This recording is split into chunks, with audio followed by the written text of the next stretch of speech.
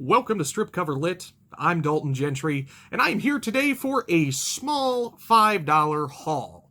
Now, we do hauls from time to time on Strip Cover Lit, but there is a bookstore that I always go to. It is a used bookstore here in my town of St. Joseph that has paperbacks for $1, hardbacks for $2. A lot of these come from the libraries around the area, so you might get an old library copy. A lot of them are donations. But I am convinced that every single time you go into this bookstore, you are going to find quality.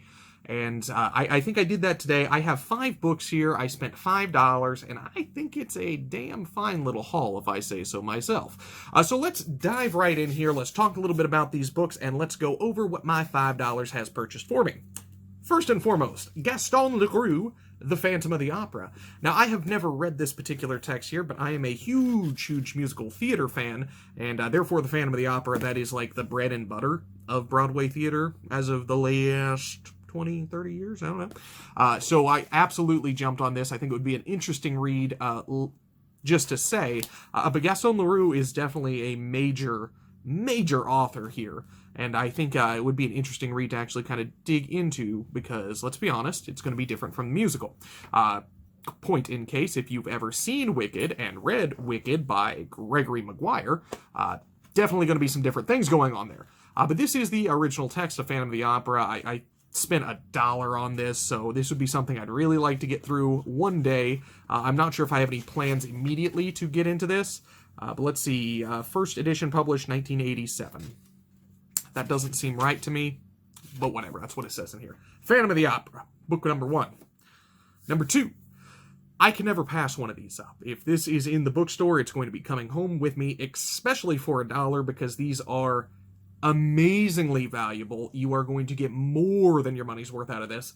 This is the Norton Anthology of Poetry, 3rd edition. These are phenomenal. If you ever get the chance of picking up a Norton anthology, if you're wanting to get into poetry or even short stories, Norton kills it. This 3rd edition here goes all the way from... Oh my, this is massive here. I was taking a look at the bookstore. I was getting all excited. I'm like, oh, poetry book, how fun. This goes all the way back to Chaucer, anonymous lyrics of the 13th and 14th centuries, all the way to the present. So this is quite literally a full schmeckling of human history. This is amazing stuff here. Quite a few big names in here. Ben Jonson, obviously, Thomas Gray, Samuel Johnson, William Blake. Moving forward quite a bit here. Elizabeth Bishop. Let's see who else we have here. Robert Bly, Gross. Sylvia Plath. I do love me some Sylvia Plath.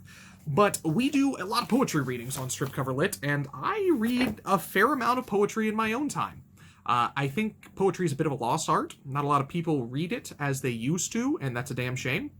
But poetry anthologies like this are great, because if there's ever a time where you're just wanting to sit down, just get a little something in, a poem's going to take you 2 minutes to read. And you're going to have that process of you just finish something, you can sit in, you can soak it in, you can discuss what's going on with it literary-wise. It's good stuff. Ooh, Hilda Doolittle. I like me some Hilda Doolittle. But this is a massive tome of poetry here, and I think a lot of this will end up getting utilized on the channel, whether it be in our poetry readings or our poetry discussions. So anytime I see one of these, absolutely going to pick it up, and for $1, that is worth the haul in its own. That is a steal. Moving forward, Chuck Klosterman. This is Downtown Owl, author of Sex, Drugs, and Cocoa Puffs, which ironically enough is the only Chuck Klosterman book that I have ever read. I read that at my time working at the bookstore. Chuck Klosterman is an interesting creature to break down. Basically, pop culture writing, some good comedy in this as well. But he's just kind of all over the place. It's really just his musings on certain things. I think Downtown Owl is a little different here. From the back, somewhere in North Dakota, there's a town called Owl that isn't there. Disco is over, but punk never happened. They don't have cable. They don't really have pop culture unless you count grain prices and alcoholism. It's the Midwest. People who work hard and then they die. They hate the government and impregnate teenage girls. But that's not nearly as awful as it sounds. In fact, sometimes it's perfect. Chuck Klosterman's Downtown Al is the unpretentious, darkly comedic story of how it feels to exist in a community where rural mythology and violent reality are pretty much the same thing. It's technically about certain people in a certain place at a certain time, but it's really about a problem. And the problem is this. What does it mean to be a normal person? And there is no answer. But in Downtown Al, what matters more is how you ask the question. So I think actually this is a novel by Chuck Klosterman, which is very interesting to me. This story is a non-autobiographical work of fiction. Interesting. It is a novel. So, Chuck Klosterman, Sex, Drugs, and Cocoa Puffs, more of a musing on some pop culture things, a lot of talk of music. It was good. I enjoyed it. It was funny. This, though, is a novel, and I think this sounds right up my alley. So I am excited to tackle this one in the near future. We'll see how that goes. I highly doubt Adrian's going to be on board for that one, but maybe we can do something a little different. Maybe I can have a bit of a review for it. Next up, Know Diaz, The Brief, Wondrous Life of Oscar Wao? I don't know. Do love Know Diaz. We did a complete review of every single work in Drown very early on in the channel. And Drown, ironically enough, is what just set Know Diaz on fire. That man became a huge deal after that. And he's kind of just shuffled off into obscurity while also getting himself into some hot water. But I did enjoy Drown, so I think this would be a good novel choice to read. And this is one that I always see at the bookstore. I'm like, oh, I should pick that up. And I never do. But for $1, it's worth it. Definitely one I was super concerned about because I'm like, you've got a copy of this at home somewhere. This is going to be a duplicate copy. You're going to put it in the duplicate pile. You're going to end up donating it, but whatever. I didn't actually have a copy. I was excited about it. We will see how this one goes for sure. And finally, to round out the $5 book haul I have here, for all of our fans of the road, I have All the Pretty Horses by Cormac McCarthy. Now, I believe this is part 1 of a 3-part series, if I'm correct in my understanding of this. I have listened to about half of this book on audio.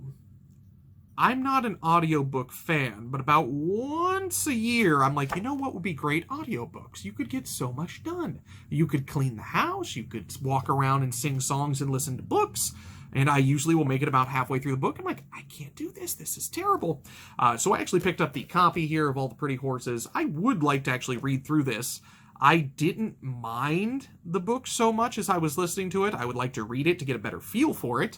But I think there could be some worth in this. And if not some worth, at least some fire. Because let me tell you, the road went over quite well. Let's go with that.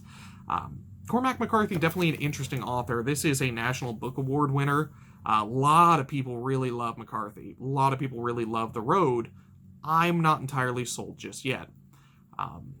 This is a bit of a Western as well, and Western's not really my favorite genre. I think really the only Western-specific text I've ever read is Hondo by Louis L'Amour. My grandfather was huge into Westerns, though, so like I grew up watching all the John Waynes, all the True Grit, everything you could possibly imagine. As a matter of fact, this particular room you see now with the lovely record player and a painting on the wall here used to be covered in nothing but John Wayne memorabilia, which is awful. But I don't know, I'll give this one a shot. We'll see how it goes this time around. We'll see if Cormac McCarthy can redeem himself. Otherwise, hey, I'll be happy to say I at least read it. So, 5 books, $5, a very small haul from a wonderful little bookstore. The reason I actually went into this particular bookstore, and I'm ashamed to say this, we do film a little bit ahead here on Strip Cover Lit, just out of necessity, and we are getting ready to read the Twilight series for the Adrian Reed series, and I had to go get a copy of Twilight, because for some reason, if you can actually see just, camera right here, are all 3 of the last 4. I didn't actually own the first one for some reason. So I had the choice. I could either go to the library and walk down into the children's section and be that guy looking for Twilight, or I could go to this faithful bookstore. I know they always have a copy. And I went in, and there wasn't a copy. So I'm like, shit, I guess I'll buy some books anyway. But as I was checking out, I'm like, hey, I come in all the time. You know what I do. You know who I am. I'm embarrassed to admit this, but I need a copy of Twilight. And the gentleman who runs the store is like, I got you. Don't worry. We can't give them away. There's a whole stack in the back. So he goes to the back, gets me a book, and he comes out, I get out an extra $1 from my wallet. He's like, oh no, no worries. Why don't you just take this? We'll donate it to you. So I got my copy of Twilight. All was well. So technically, 6 books for $5. Not a bad deal at all. Anyway, this is my haul. Hope you enjoyed this little thing. We do this from time to time here on Strip Cover Lit, in addition to a plethora of literary reviews, literary criticism, tags, variety hour, all kinds of crap that we flood your timeline with. So if you like this kind of thing, make sure you hit the subscribe button down below. Give this video a like as well, as we always appreciate that. And if you'd like to help us create more great content like this here on Strip Cover Lit, there's a link, as always, to our Patreon to be found in the description below.